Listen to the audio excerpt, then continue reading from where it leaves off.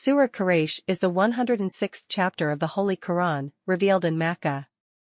It consists of 4 verses and is named after the tribe of Quraysh, the tribe of the Prophet Muhammad, peace be upon him.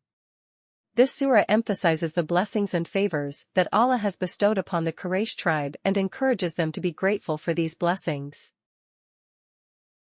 The surah begins by highlighting the security and prosperity that the Quraysh tribe enjoyed due to the presence of the Kaaba in Makkah. The Kaaba was a sacred place of worship for the Arabs, and its presence brought pilgrims and traders from all over the Arabian Peninsula to Makkah. This influx of people brought economic prosperity to the Quraysh tribe, as they were able to trade with the pilgrims and benefit from the gifts and offerings brought to the Kaaba.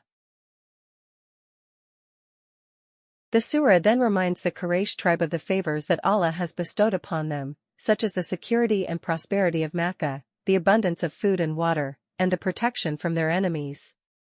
These blessings were a result of the presence of the Kaaba in Makkah, which was a sacred place of worship for the Arabs and a source of unity and strength for the Quraysh tribe. Surah Quraish teaches us the importance of gratitude and worshipping Allah alone.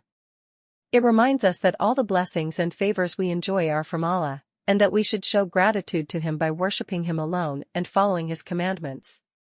It also warns us of the consequences of ingratitude and disobedience, and reminds us that we should fear Allah's punishment and seek His forgiveness.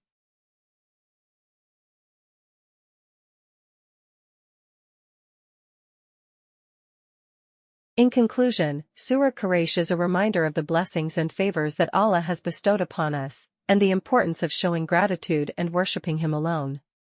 It teaches